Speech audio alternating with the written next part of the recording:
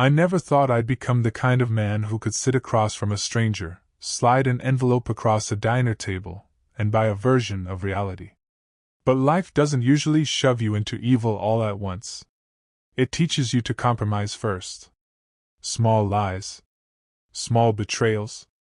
Little shortcuts that feel temporary until one day you wake up and realize your entire life is balancing on top of them. This happened 8 years ago, back when I was still running collections for a gambling operation in South Baltimore. Nothing glamorous like in the movies. No tailored suits or smoky poker lounges. Mostly angry men in stained jackets threatening each other over football bets they couldn't afford. My job was simple: remind people that debts didn't disappear just because they stopped answering calls. I was good at it too. Not because I was violent, although I could be when necessary, but because I understood fear. Most people think fear comes from danger. It doesn't. Fear comes from humiliation. From imagining what people will think once they see you fail publicly. That understanding made me valuable. The trouble started with a guy named Eric Molina. 26 years old, worked at a tire shop, thought sports betting was his way out of poverty.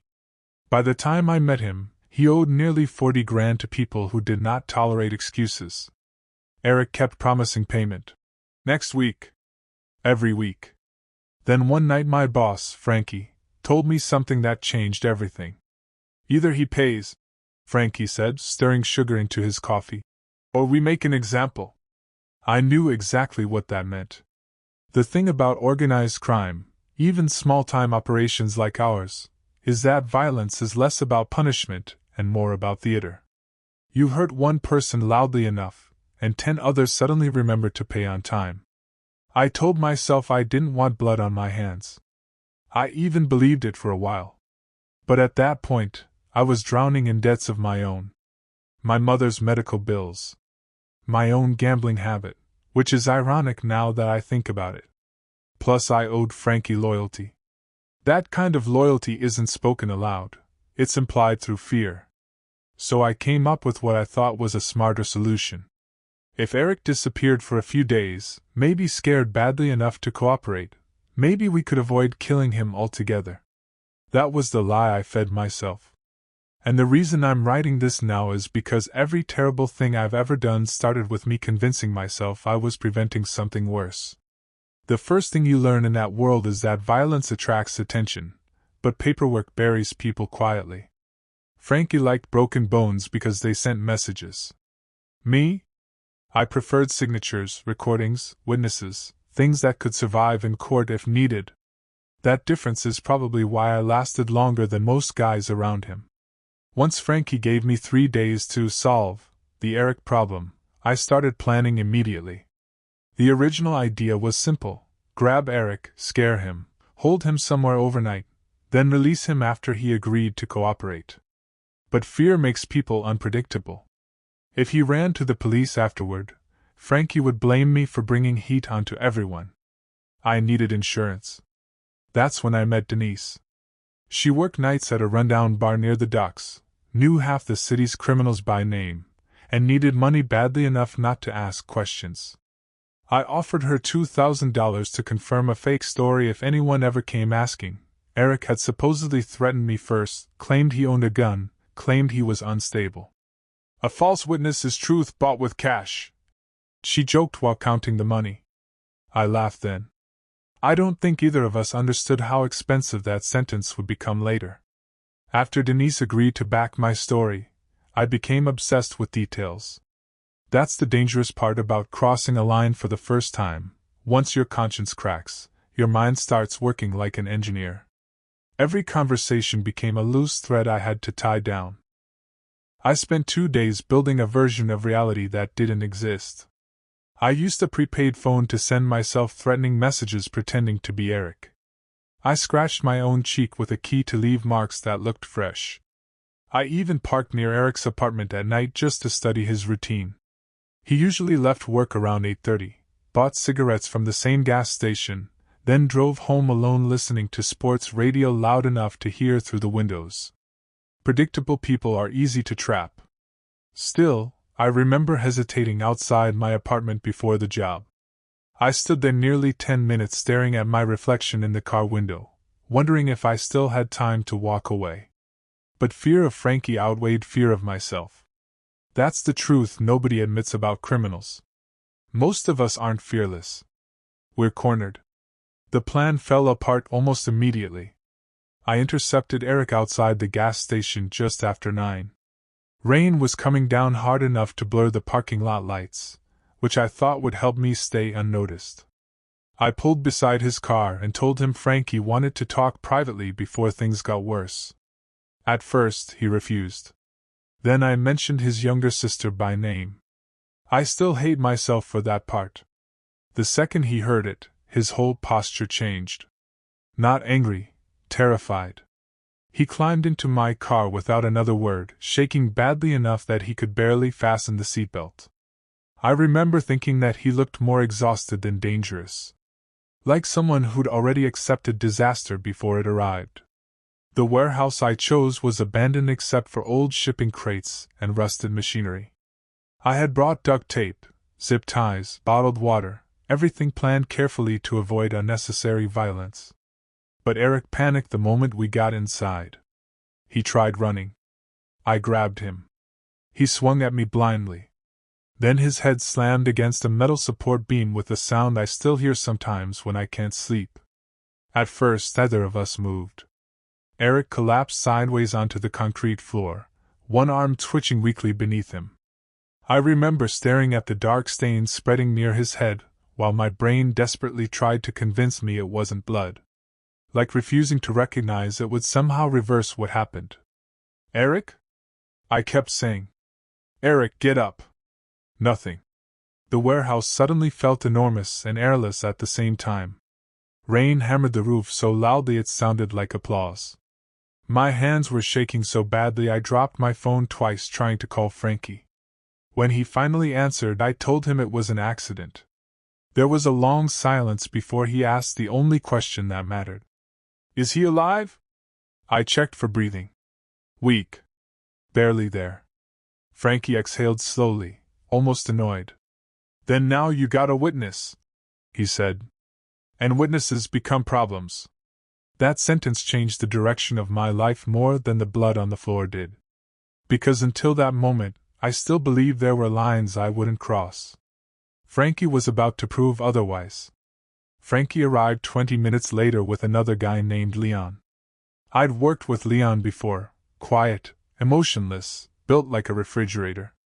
The kind of man who never looked nervous because he'd already accepted whatever terrible thing needed to happen.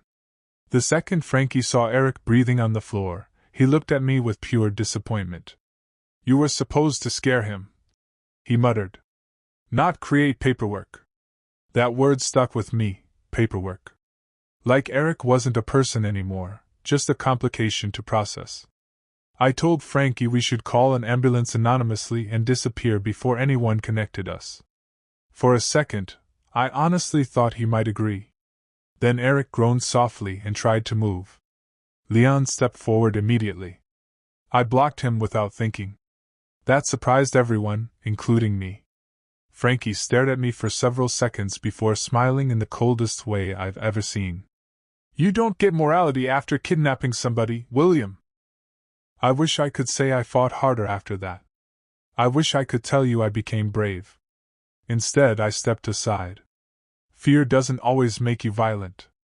Sometimes it just makes you obedient. Eric died before midnight. Officially, though, he died 3 days later after a supposed fight outside a bar downtown. That's the story we built. Frankie handled most of it through people he knew, a corrupt patrol officer, a medical examiner willing to adjust timelines, a bartender who suddenly remembered Eric acting aggressive that night. And Denise became the centerpiece. She told police she overheard Eric threatening me weeks earlier. Claimed he was paranoid, angry, unstable, always talking about carrying a gun. Every lie matched perfectly with the fake text messages I'd created. Watching detectives nod while she spoke made me physically sick. Because it worked. That's the terrifying thing. Truth isn't some untouchable force. Most people believe whatever version of events arrives first and sounds confident enough. After her statement, Denise found me outside the station smoking nervously. She asked if Eric really deserved what happened. I could have lied again. Instead, I just said, "It got out of control." She looked at me differently after that. Not scared exactly. More like she suddenly understood what kind of man she'd taken money from. For about a week, I thought we'd survived it. Police stopped asking questions. Frankie was satisfied. Eric's death became another short newspaper article people forgot by the next morning. Around our circle, the story transformed into a warning about unpaid debts. Exactly the kind of theater Frankie wanted. Then Eric's sister showed up at my apartment. Her name was Isabel. 22, exhausted looking, still wearing her hospital scrubs when I opened the door. I nearly slammed it shut from panic alone. Nobody connected to victims was supposed to approach me directly. But she wasn't accusing me. That somehow felt worse. She asked if I'd really tried helping Eric before those men attacked him downtown. Denise's fake witness statement had apparently convinced her I was one of the last decent people around her brother. I stood there listening while she cried about funeral costs and unanswered questions. She said the police treated Eric like his death didn't matter because he gambled and owed money. Every word hit like a knife because she was right. Before leaving, she hugged me.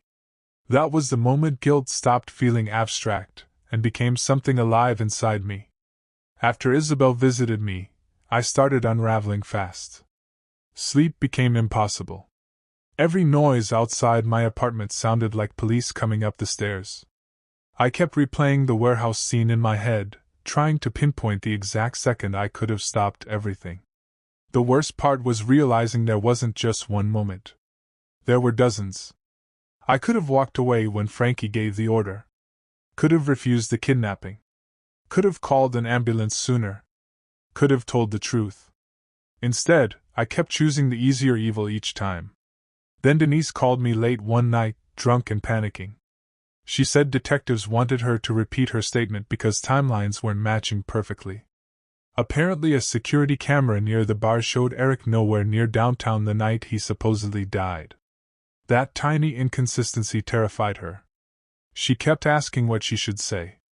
I told her to stick to the story and avoid acting nervous. But after the call ended, I realized something important. Lies don't stay still. They move. They grow. And eventually you spend more energy maintaining them than you ever spent committing the original crime. 2 days later, Denise disappeared. Frankie assumed she got scared and ran. Leon thought maybe police had quietly picked her up. I pretended not to care, but inside I was spiraling. Denise knew enough to destroy all of us if she talked. Frankie sent me to check her apartment. The place looked abandoned in a hurry, clothes scattered across the floor, kitchen lights still on, half a cup of coffee souring on the counter. What really unsettled me was the bathroom mirror. Written across it in smeared lipstick were 4 words. "I can't do this." That hit me harder than I expected. For the first time, someone else involved was reacting like a human being instead of a criminal following procedure. Until then, everybody around me had treated Eric's death like logistics. Denise's panic made it real again. While searching the apartment, I found a folded receipt with an address written on the back. A motel outside the city. I should have told Frankie immediately. Instead, I drove there alone. Part of me wanted to stop her from talking. Another part wanted someone, anyone, to finally tell the truth out loud. The motel looked like the kind of place built for people hiding from themselves. Flickering vacancy sign, stained curtains, cigarette burns on the railing outside every room. Denise answered the door after nearly a minute, chain lock still fastened at first until she recognized me. She looked terrible. Eyes swollen from crying, hands trembling so badly she could barely hold her cigarette. The room smelled like cheap vodka and panic. She immediately started apologizing before I even said anything. "I didn't know he died, William." I told her neither did I at the beginning, which was technically true and somehow made the lie feel worse. Then she said something that completely shifted the situation. Detectives had already contacted her again that morning. One of them apparently believed she was withholding information. They wanted her downtown the next day for another interview. Denise was convinced she'd crack under pressure. I tried calming her down, telling her the police only suspected inconsistencies, not murder. But while I spoke, I noticed her phone recording our conversation from the nightstand. She followed my eyes and froze. That silence between us lasted maybe 3 seconds. It felt like standing beside a lit fuse. I asked Denise why she was recording me. She burst into tears immediately, which somehow scared me more than if she'd pulled a weapon. Crying means someone's already accepted they're cornered. She admitted she'd been thinking about going to the police but wanted insurance, first in case Frankie found out. That word again. Insurance. Everybody in our world collected protection like ammunition, fake alibis, hidden cash, recordings, threats. Nobody trusted anybody because deep down we all understood loyalty built on fear eventually collapses. Denise begged me to help her disappear. Said she never wanted any of this, just needed money to avoid eviction. Listening to her, I realized how pathetic the entire crime really was. A man died because desperate people kept selling pieces of their conscience cheap enough. I should have taken the phone and gone straight to the police myself. Instead, survival took over. I grabbed the recording and smashed the phone against the wall. Denise screamed at me, called me a murderer over and over until I finally shouted back. You already helped murder him. The second the words left my mouth, we both knew there was no pretending anymore. The police came for Denise first. Not for murder, for obstruction and false statements. Somebody at the station had finally pushed hard enough to break through her story, and once that happened, the rest started collapsing fast. Frankie heard about it before I did. He called me at 3 a.m. sounding calmer than usual, which was always a bad sign. If she talks, he said, everybody burns. I asked what he wanted me to do. There was a pause. Then he replied, handle your problems. I understood exactly what he meant, and for the first time in my life, I said no.